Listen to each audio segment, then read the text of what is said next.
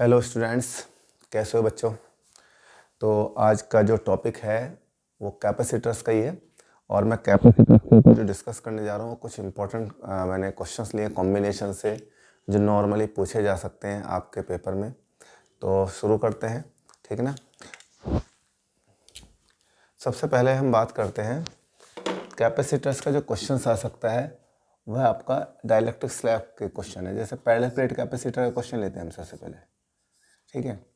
तो parallel plate capacitor का area of cross section A हो गया प्लेट्स का, सेपरेशन डी हुआ, ओके, और चार्ज हो गया इस पर क्यू, पोटेंशियल डिफरेंस हो गया वी। तो what is the capacitance epsilon not a upon D, okay. What is the charge if the battery connected to a potential V, so Q is equal to CV, so epsilon naught A V upon D, but CV square, half की square upon सी जो भी लिख सकते हो। तो यहाँ पर हम अगर कोई पैरेलल प्लेट कैपेसिटर है तो इस तरह से हम कैलकुलेट कर सकते हैं। When A dielectric slab is put between the plates of the capacitor whose dielectric constant is K. Okay. Now, what is the capacitance C dash is equal to difference K times K epsilon naught A upon D. Okay. What is the charge if the potential V is remains same?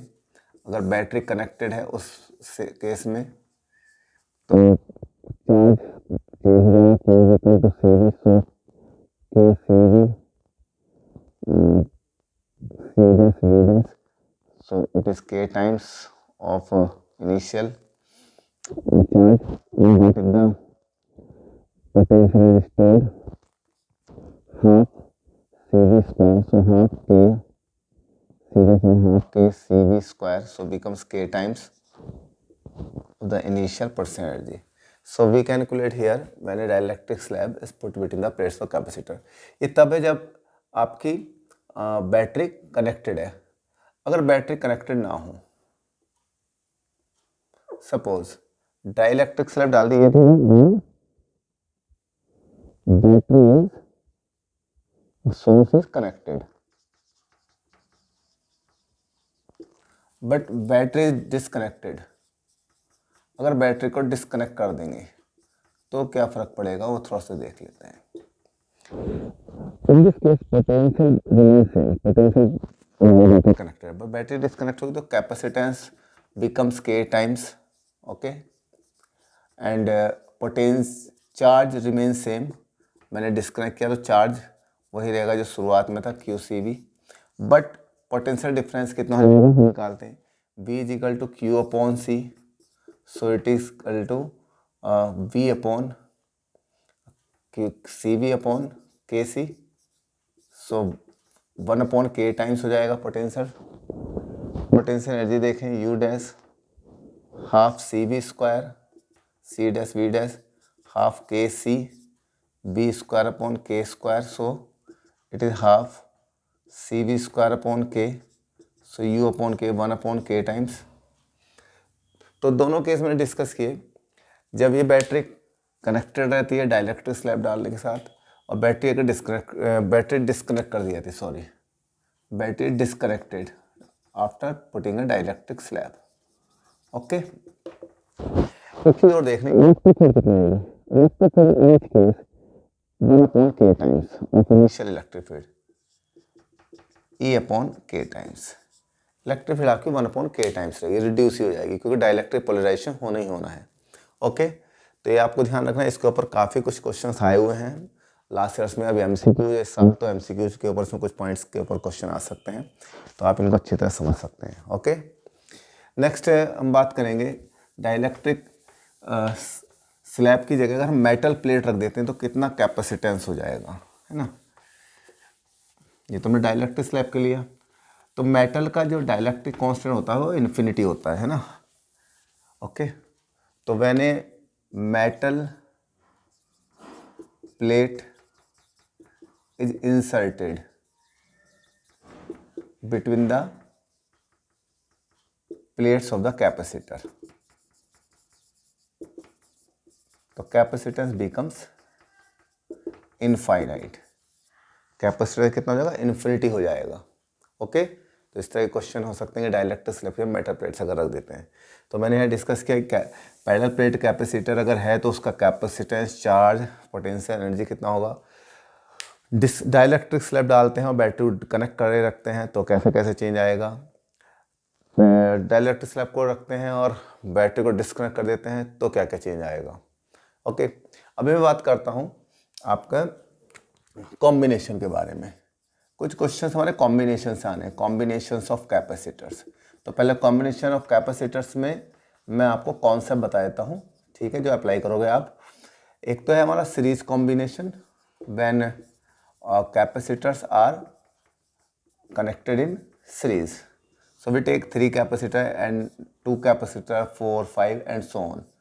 तो they are 3 capacitor, they are connected in series. In series combination, suppose C1, C2, C3 are the capacitance.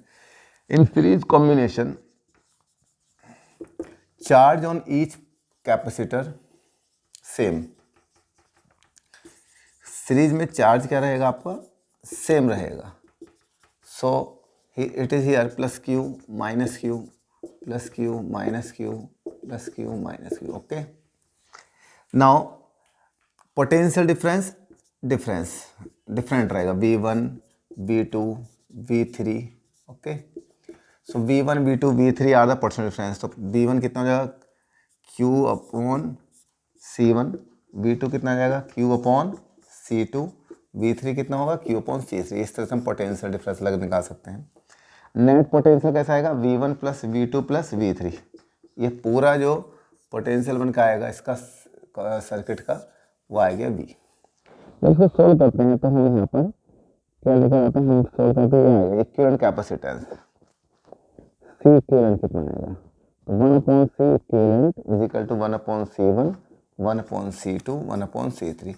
अगर series में capacitors हैं तो equivalent capacitance कैसे निकालेंगे आप, इस तरह से 1/C1 प्लस 1, 2 कैपेसिटर तो 1/C1 प्लस 1/C2, 3 है तो 3 का, 4 तो 4 का, n है तो n का। ओके, आई थिंक क्लियर हो गया।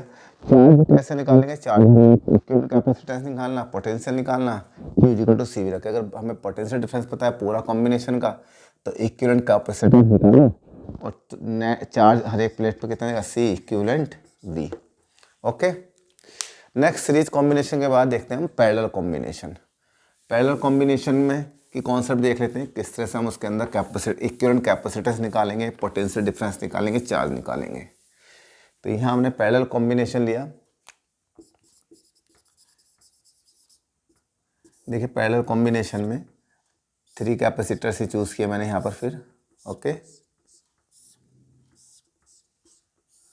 C1, C2, C3 and in parallel combination potential difference remain same.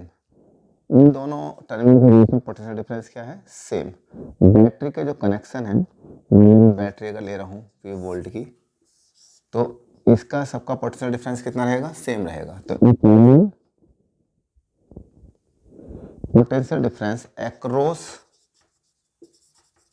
Each capacitor is same. Okay, तो ये भी आ गया, बट चार्ज डिफरेंट रहेगा। तो कितना कितना चार्ज आ गया, प्लस Q3 माइनस Q3। ठीक है, तो Q1 कितना होगा, C1V, Q2 कितना होगा, C2V, Q3 कितना हो गया, C3V। सो टोटल चार्ज निकालें तो Q1 plus Q2 plus Q3। Okay, निकाल सकते हैं। इक्विवेलेंट कैपेसिटेंस कितनी आएगी, C1 plus C2 plus C3। इसमें इक्विवेलेंट कैपेसिटेंस आप निकाल सकते हैं, चार्ज भी निकाल सकते हैं हर एक पर, पोटेंशियल डिफरेंस वो पता ही है तो निकाल सकते हैं, नहीं पता है तो टोटल चार्ज आपको गिवन होगा, कुछ ना कुछ गिवन होगा उसमें। तो इक्विवेलेंट कैपेसिटेंस क्या है, सिंपली पैरेलल में C1 plus C2 plus C3, 2 capacitor तो C1 प्लस C2, 3 है तो C1 plus C2 plus C3, 4 है तो इसी तरह से, n है तो इसी तरह से ऐड करते चले जाएंगे। ओके, तो ये कॉन्सेप्ट है सीरीज और पैरेलल कॉम्बिनेशंस में। अब मैं यहाँ कुछ सर्किट आपको दिखा रहा हूँ, उसमें आप कैसे कंबाइन करेंगे वो थोड़ा सा एक आइडिया दे रहा हूँ। जर्नी के ऐसे ही आए लेकिन कॉमनली इस तरह के क्वेश्चन पूछे जाते हैं। ठीक है, पहला देखिए सर्किट लिया मैंने, ये आपका एक ट्राइंगल लिया ठीक है, और ट्राइंगल में 3 कैपेसिटर्स लगे हुए हैं ए बी सी। मुझे कैपेसिटर निकालना है ए और बी के इक्विवेलेंट कैपेसिटर, ए और बी के लॉन्ग। तो ये दोनों कैसे हो गए, C1 C2 C3। तो C1 C2 सीरीज में आ गए, C1 एंड C2 किस में, सीरीज में। तो इसका इक्विवेलेंट कैपेसिटेंस कितना आएगा सीरीज में, C1 C2 upon C1 plus C2। और ये C1 ये किसके साथ इसका पैरेलल में आ गया, तो C इक्विवेलेंट क्या आ जाएगा, C3 प्लस C12। ये दोनों सीरीज में जोड़ने हैं, फिर इसको इसके साथ पैरेलल जोड़ना है। ओके, इसी तरह से एक देखें हम क्वेश्चन आपका ये आ सकता है कि ये 4 कैपेसिटर हैं, एक क्वाड्रिलेटर की फॉर्म में, स्क्वायर या रेक्टेंगल फॉर्म में कनेक्टेड हैं इस तरीके से। तो ए और बी के बीच यहाँ पर निकालना है। तो यहाँ पर भी अगर देखें मान लिया C1 C2 C3 या C4 है, तो C1 C2 C3 किस में आपके सीरीज में। तो C इक्विवेलेंट कितना आ जाएगा, C123 इक्विवेलेंट कैपेसिटेंस को C123 से रिप्रेजेंट किया, तो 1/C1 1/C2 1/C3 equivalent capacitance निकालेंगे। उसके बाद ये पूरा का पूरा C123 इसके साथ सीरीज में, तो C इक्विवेलेंट कितना आएगा, जो भी C123 आएगा उसको C4 के साथ ऐड कर देंगे, तो इसका नेट कैपेसिटेंस आ जाएगा। ओके, सपोज ये तो आपका ऐसे हुआ, अगर ये 4 कैपेसिटर में आपका इक्विवेलेंट कैपेसिटर इस तरह से निकालना हो, ए और बी तो ये हो गए, सपोज ये ए इधर है और बी इधर है, ए और बी के बीच का कैपेसिटर निकालना है। तो C1 C2 किस में होगा आपकी बार, सीरीज में। तो C12 कितना आ गया, C1 C2 सीरीज में इक्विवेलेंट कैपेसिटर निकालेंगे।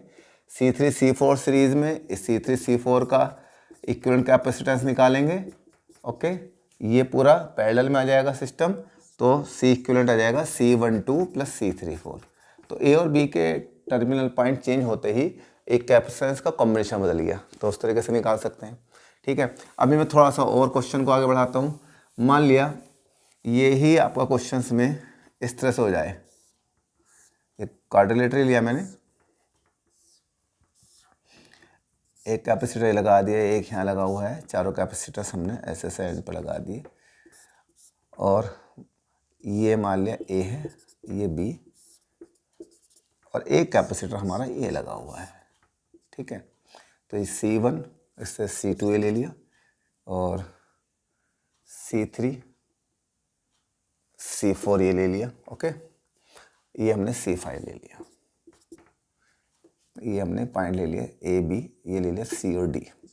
अब एक चीज़ देखनी, ये थोड़ा सा अगर थोड़ा मॉडिफाई कर तो इसे ऐसे करके देखेंगे तो ये आपका एक तरह ब्रिज बन रहा है।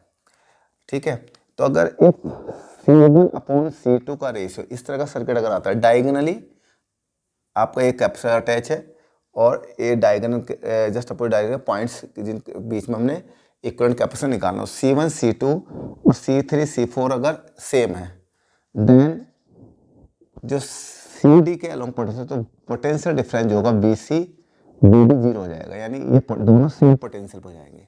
तो ये चार्ज, ये कैपेसिटर चार्ज नहीं होगा, तो कैपेसिटर पर कोई चार्ज नहीं होगा, कोई पोटेंशियल डिफरेंस है नहीं, तो इस आर्म का कोई फायदा नहीं है, तो ये हमारे लिए एक तरह से निगलेक्ट हो जाएगा। अगर एक बैलेंस है, बैलेंस होने में बिल्कुल, अगर आपने करंट इलेक्ट्रिसिटी थोड़ा ध्यान हो, पहले बता रहा हूँ उसको, तो बैलेंस डिस्टर्बेंस की कंडीशन तो वैसे ही है, तो इस आर्म का कोई रोल नहीं है अगर ये पोटेंशियल डिफरेंस सेम है। ठीक है, कोई यहाँ पर चार्ज नहीं जाएगा। तो इस केस में ये C1 और C1 C3 सीरीज में, C1 C3 इसका सीरीज में कॉम्बिनेशन निकाल, इक्विवेलेंट कैपेसिटर निकाल लेंगे। C2 C4 सीरीज में आ गए, तो इसका इक्विवेलेंट कैपेसिटेंस निकाल लेंगे, और फिर पूरे का हमने इक्विवेलेंट कैपेसिटेंस निकाल लिया पैरेलल में रख के C3 C24। Okay, I think ये क्लियर हुआ होगा आपको। तो अगर आपका इस तरह का ब्रिज बनकर तो इस तरह से क्वेश्चन करना है। ये और थोड़ा सा कैसे आ सकता है, थोड़ा सा मैं और दिखा देता हूँ। इससे आपको डायरेक्ट बना हुआ आ सकता है। ठीक है, इसको हम मॉडिफाई कर सकते हैं। मान लें इस तरह से आ सकता है बना हुआ, आपको ये आइडेंटिफाई करना पड़ेगा, ये ब्रिज का ही क्वेश्चन है। ठीक है,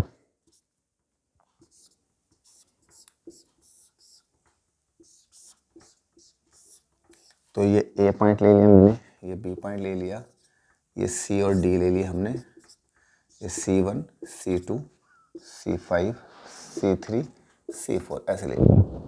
तो अगर मैं इसको लूँ तो ए थोड़ा सा साफ करना है, इसको मैं मॉडिफाई कर रहा हूँ तो इस तरीके से ब्रिज बन के आएगा हमारा।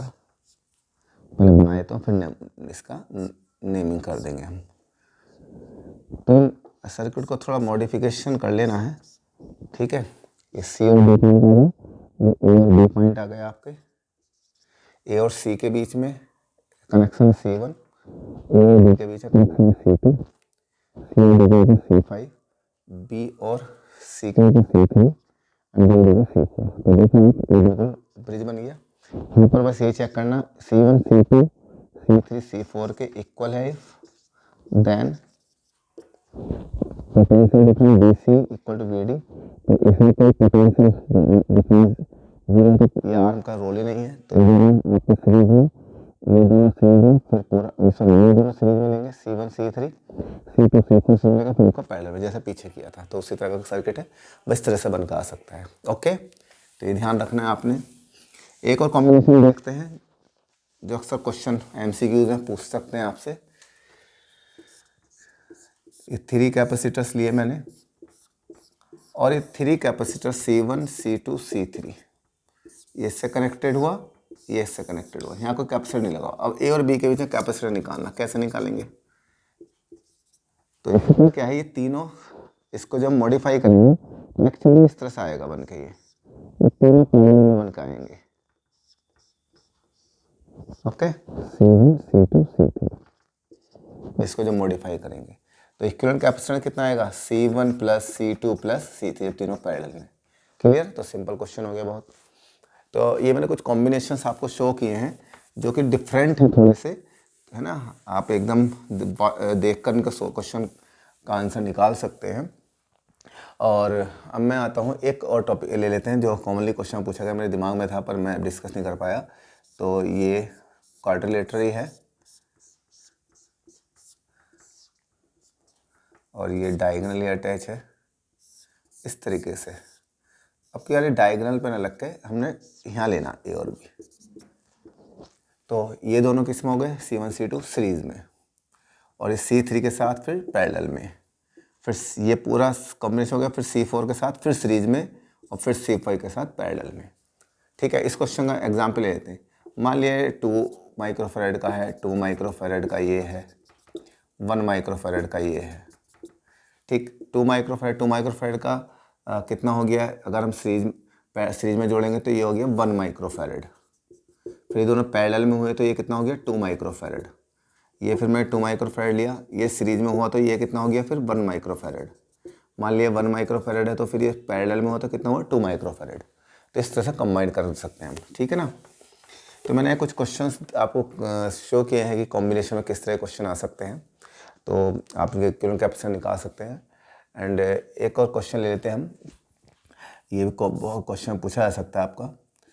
ये एक बैटरी से कनेक्ट कर दिया हमने पूरे कॉम्बिनेशन को, स्विच हमने यहाँ पर लगा दिया, स्विच के एक कैपेसिटर C1 इधर लगा दिया, एक कैपेसिटर C2 इधर लगा दिया। इनिशियली पोटेंशियल V है, initially switch is close, initially switch is close. तो इक्विवेलेंट कैपेसिटेंस कितना हो जाएगा? स्विच में पैरेलल में है तो मैंने लिखा C1 प्लस C2। ओके, तो कितना कितना से आ जाएगा मेरे पास? Q1 is equal to C1V, Q2 is equal to C2V। Potential energy कितनी है? रेसिस्टर की इनिशियल, तो टोटल चार्ज अगर निकाल पोटेंशियल एनर्जी कितना है? U हाफ CI V², तो half C1 plus C2 V²। Okay, now switch K is open, now switch K is open and एक डाइलेक्ट्रिक स्लैब हमने जिसका डाइलेक्ट्रिक कांस्टेंट K है, इसे स्विच S लिख लेता हूँ, कंफ्यूजन ना हो आपको। Dielectric slab and dielectric slab of dielectric constant K is inserted in each capacitor। इसे ओपन करा, डाइलेक्ट्रिक स्लैब डाल। जो कैपेसिटर कितने कितने हो गए, C1 डैश हो गया KC1, C2 डैश कितना हो गया KC2। तो नेट कैपेसिटेंस कितने हो, CF C1 dash plus C2 dash KC1 plus C2। अब एक चीज़ और देखें, अगर मैंने इसे ओपन कर दिया तो ये पूरा सर्किट डिस्कनेक्ट हो गया, तो चार्ज जितना था वो तो उतना ही रहा जितना पहले था। ओके, पोटेंशियल डिफरेंस अगर यहाँ पूछा जाए तो कितना है, V1 डैश तो Q2 अपॉन C2 डैश, तो कितना जाएगा, जितना है तो 1 upon K times V2 dash निकालें Q1 upon C1, Q2 dash upon C2 dash, तो ये भी V अपॉन K टाइम्स, तो 1 अपॉन K टाइम्स रिड्यूस हो जाएगा। पोटेंशियल एनर्जी कितनी होगी, UF हाफ CF